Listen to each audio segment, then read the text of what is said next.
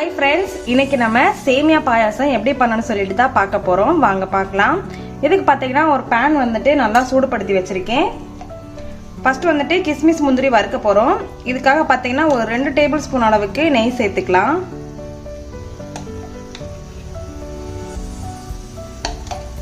நெய் பாத்தீங்கன்னா நல்லா உருகட்டும்.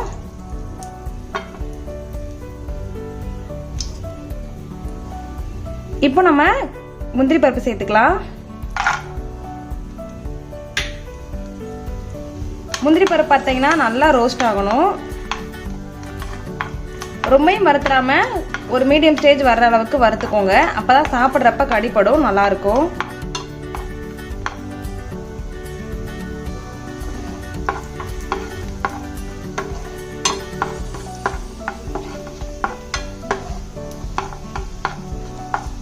பாருங்க, இந்த அளவுக்கு வந்துட்டு வந்ததுக்கு அப்புறமா நம்ம எடுத்துக்கலாம்.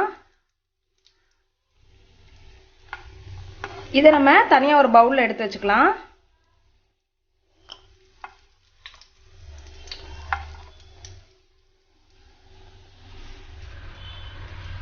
இது கூடவே கிஸ்மிஸ் கொஞ்சம் சேர்த்துக்கலாம். கிஸ்மிஸ் பாத்தீங்கன்னா நல்லா பலூன் ஷேப் வர்ற அளவுக்கு வறுத்து எடுத்துக்கோங்க.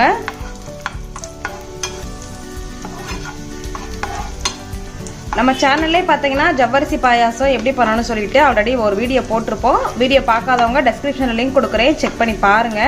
அதுவுமே பாத்தீங்கன்னா இதே மாதிரி தான், சேமியாக்கு பதிலாக ஜவ்வரிசி வச்சு பண்ணியிருப்போம், நல்லா இருக்கும். இப்ப பாருங்க, முந்திரி வந்து நல்லா வறுபட்டுருச்சு. இதையும் தனியா ஒரு பவுல்ல மாத்தி எடுத்து வச்சுக்கலாம்.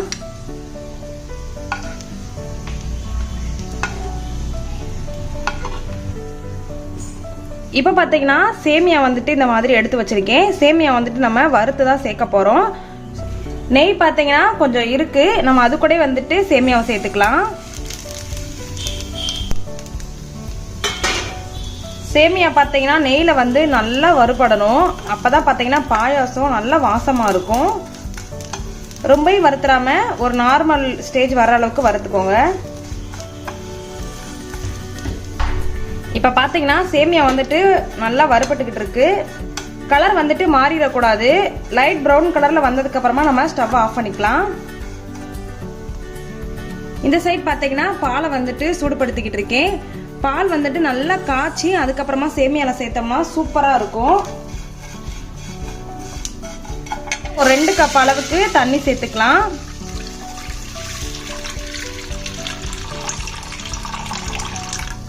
தண்ணி பாத்தீங்கன்னா நல்லா கொதிக்கிற அளவுக்கு வெயிட் பண்ணுவோம். இப்ப பாருங்க, தண்ணில இருந்து பபிள்ஸ் வர ஆரம்பிச்சிருச்சு. தண்ணி வந்துட்டு நல்லா கொதிச்சதுக்கு அப்புறம் தான் நம்ம சேமியாவை சேர்க்கணும்.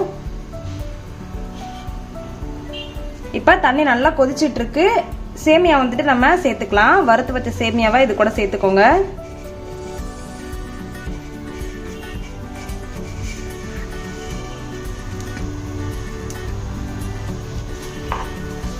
இப்போ பார்த்தீங்கன்னா சேமியா வந்துட்டு நல்லா வெந்து வரணும்.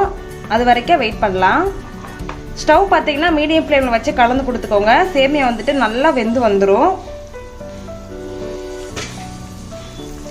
1 கப் சேமியாக்கு பார்த்தீங்கன்னா 2 கப்ல இருந்து 2.5 கப் அளவுக்கு தண்ணி தாராளமாக போதும். நம்ம பாலும் சேர்ப்போம், ஸோ வந்துட்டு கரெக்டாக இருக்கும்.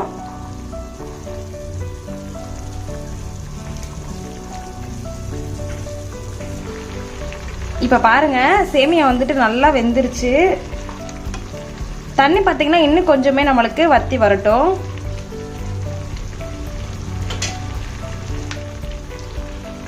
இப்போ சேமியா வந்துட்டு சூப்பரா வெந்துருச்சு.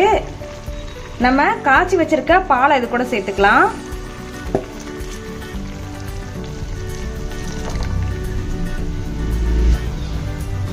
பால் சேர்த்ததுக்கு அப்புறமா நல்லா கலந்து விட்டுக்கோங்க. பால் காய்ச்சறப்ப பாத்தீங்கன்னா தண்ணி ஊத்தாம காய்ச்சிக்கோங்க. கட்டியான பாலா சேர்த்துக்கோங்க. இன்னுமே வந்துட்டு பாயாசம் டேஸ்டா இருக்கும். இப்ப இது கொஞ்சம் லைட்டா வந்துட்டு திக்காகட்டும். பாருங்க, சூப்பரா கொதிச்சிட்டு இருக்கு. இன்னும் ஒரு 5 நிமிஷம் மட்டும் நல்லா கொதிக்கட்டும். இப்ப பாருங்க, பால் வந்துட்டு ஒரு 5 நிமிஷம் நல்லாவே கொதிச்சிருச்சு. இந்த ஸ்டேஜ்ல உங்களுக்கு தேவையான அளவுக்கு சர்க்கரை சேர்த்துக்கோங்க.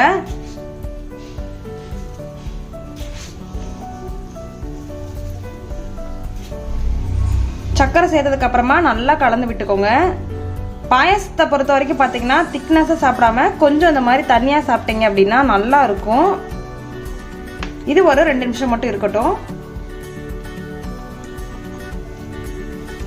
மேலாப்பில் கொஞ்சமாக ஏலக்காய் தூள் சேர்த்துக்கலாம். ஏலக்காய் இருந்துச்சு அப்படின்னா நீங்கள் தட்டி சேர்த்துக்கோங்க. நான் இன்னைக்கு ஏலக்காய் பவுடர் தான் யூஸ் பண்ணுறேன்.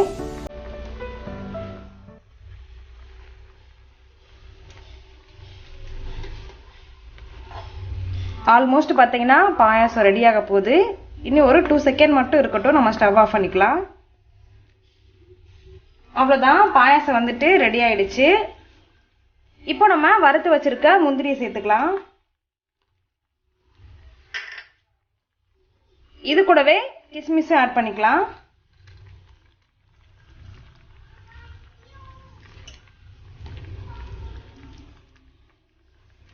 அவ்வளோதான், டக்குன்னு வந்துட்டு நம்ம சேமியா பாயாசம் ரெடி பண்ணி முடிச்சிட்டோம்.